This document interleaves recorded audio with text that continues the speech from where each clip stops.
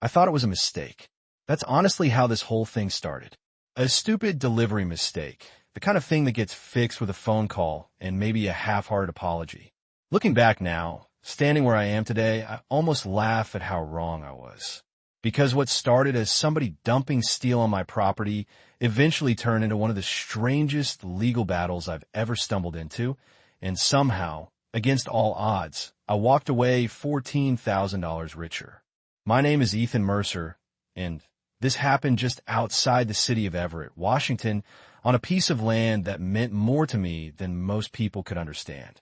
The morning everything started was cold, gray, and wet, the kind of Pacific Northwest weather where the sky feels like it's hanging 3 feet above your head. I was driving my old Ford pickup down the gravel access road toward my lot when I noticed something that immediately felt wrong. There was a semi-truck parked beside my storage building. At first, I figured maybe the driver was turning around. People occasionally got lost out there. But as I got closer, I saw 2 workers in bright orange safety vests unloading massive steel beams from the flatbed. Not small construction materials. These things were enormous. Rust-colored I-beams, stacked one on top of another like giant metal railroad tracks. I pulled over so fast my tires slid in the mud. I rolled down the window and yelled, "Hey, you got the wrong property." One of the workers looked up briefly, shrugged, and yelled back, "Talk to the developer. We're just following the paperwork." Then he went right back to work. I climbed out of the truck and walked closer. "What developer?" I asked. The second guy pointed at a clipboard. "Don't know.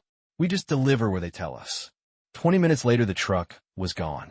5 tons of steel sat on my land, and I was standing there in the drizzle, staring at it like I just walked into somebody else's dream. The thing you need to understand is that this wasn't some vacant lot I bought as an investment. My father left it to me when he passed away years earlier. He'd spent weekends there clearing brush, fixing fences, talking about building a workshop someday. We never got around to that workshop. Cancer moved faster than either of us expected. So every time I stepped onto that property, it felt like I was walking through pieces of unfinished conversations. Seeing somebody use it without permission hit a nerve I didn't even realize I still had. That afternoon, I found a company name stenciled onto one of the steel beams. Black lettering. Ridgeway Development Partners. I called the number listed online. A woman answered with the polished confidence of someone who spent her days handling complaints. "Ridgeway Development," she said. I explained the situation. There was a pause. Then she said, "Oh yes, that's temporary material storage for our upcoming downtown expansion project." I blinked. Temporary storage? On my land? Another pause. Slightly longer this time. "We'll have someone address that." "Address it how?" I asked. "Because you're storing industrial steel on private property." Her voice got cooler. "Sir, we'll take care of it." Then she hung up. Just like that. No apology. No explanation. No request for permission. Nothing. I remember staring at my phone and thinking maybe I had imagined the whole conversation. Surely a company worth millions of dollars wasn't dumb enough to leave construction materials on somebody else's property. But days passed. Then more days. Every morning I drove by, and those steel beams were still there. Rainwater collected underneath them. Orange, rust bled into puddles. Weeds started growing around the edges. The whole thing looked like some abandoned industrial graveyard. About 2 weeks later, my neighbor Carl stopped by while I was checking fence lines. Carl was retired Navy, the kind of guy who noticed everything. He nodded toward the steel and said, "Those boys ever come back?" "Nope." "Well," he said with a grin, "either they're idiots or they're about to become idiots." At the time I laughed. I didn't know how right he was. Another week went by, then another. My patience started turning into irritation. Every time I called Ridgeway, I got transferred. Every email received some version of the same response. "We're looking into it. Someone will contact you shortly. We appreciate your patience." It became obvious they weren't planning to do anything. They expected me to wait forever while their project moved forward. And that realization changed everything. Because the moment I understood they weren't treating this as a mistake, I stopped treating it like one too. One rainy evening, I sat at my kitchen table surrounded by county records, property codes, and legal documents. I wasn't looking for a fight. I was looking for a solution. What I found instead would completely change the direction of this story. What I found instead would completely change the direction of this story. I remember sitting there long after midnight, coffee gone cold beside me, rain tapping against the kitchen window, scrolling through county ordinances that most people would never voluntarily read. At some point, I almost gave up. Legal language has a way of making your eyes glaze over after a while. Then I found a section buried deep inside the county property code. I read it once, then again, then a third time just to make sure I wasn't misunderstanding it. The law was surprisingly simple. If personal property was left on private land after proper notice had been delivered, and if the owner failed to retrieve it within a specific period, the property could legally be considered abandoned. There were procedures, documentation requirements, deadlines, but the path was there, clear as day. I leaned back in my chair and stared at the ceiling. For the first time since this whole mess started, I felt something other than frustration. I felt possibility. The next morning, I called a friend of mine named Rachel Donovan. Rachel owned a salvage and industrial materials yard about 30 minutes away. We'd known each other for years.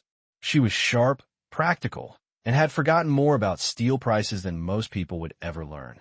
"Let me get this straight," she said after listening to my story.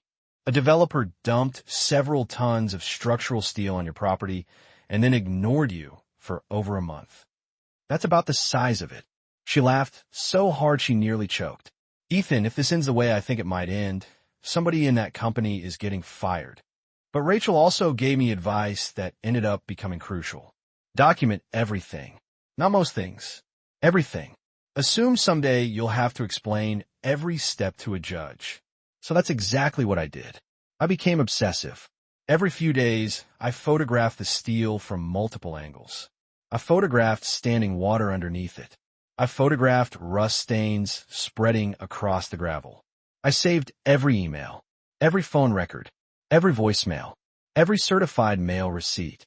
Carl provided a written statement confirming he'd witnessed the original delivery. Another nearby property owner signed an affidavit saying the materials had never been moved after they were dropped off. I wasn't building a complaint anymore. I was building a timeline. Meanwhile, Ridgeway Development kept acting like none of this existed. Their downtown project was all over local business news. Press releases, groundbreaking ceremonies, interviews with executives talking about revitalization and economic growth. Every time I saw one of their smiling executives on television, I wanted to throw something at the screen. They had time for reporters. They had time for investors. They had time for city officials. Apparently, they didn't have time to remove 5 tons of steel from somebody else's land. By the beginning of May, I had sent 3 certified notices. 3. Each one spelled out exactly what needed to happen. Remove the steel. Contact me to arrange retrieval. Failure to act could result in abandonment proceedings.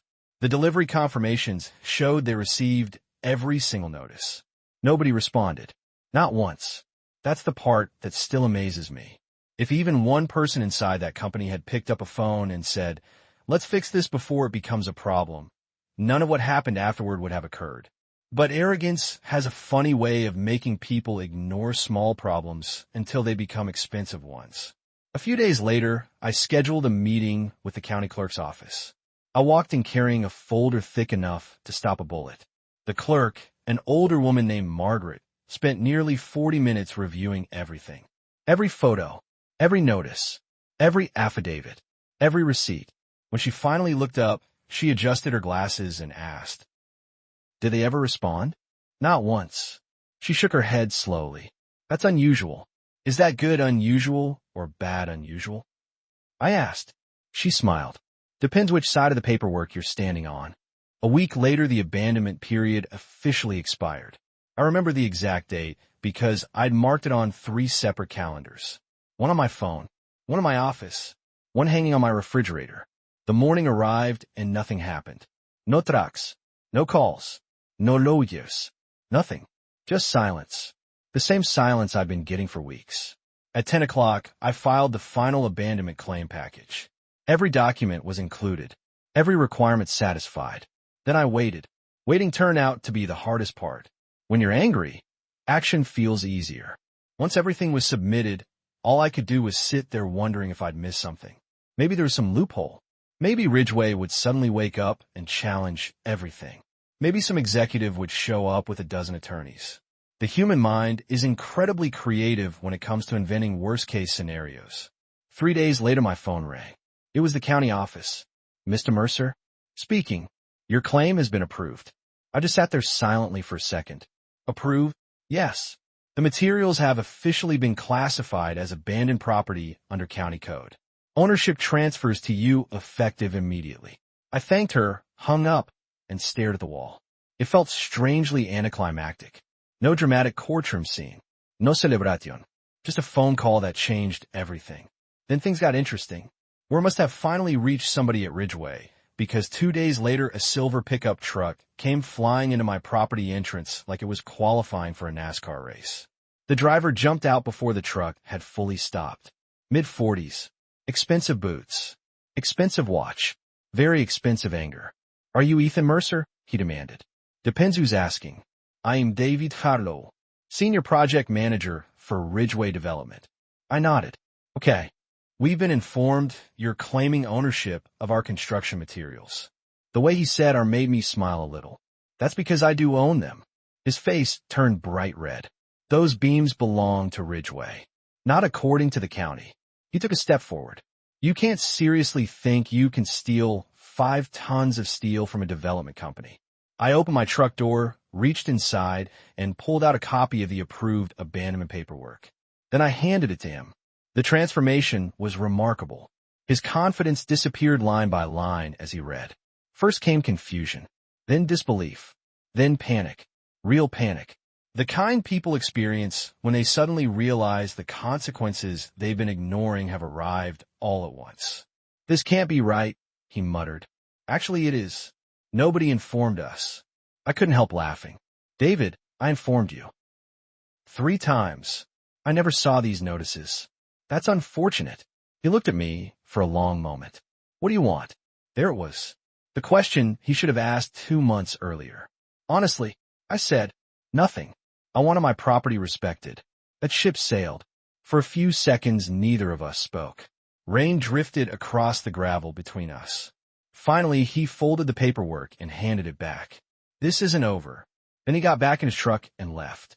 The funny thing is, deep down, I think both of us knew it was over. Because by that point, the law had already spoken. The steel no longer belonged to Ridgeway. It belonged to me. And while David was driving back to explain the disaster to whatever executive had ignored those notices, I was making a very different phone call. I was calling Rachel. Remember that steel? I asked. She started laughing before I even finished the sentence. Don't tell me. It's officially mine.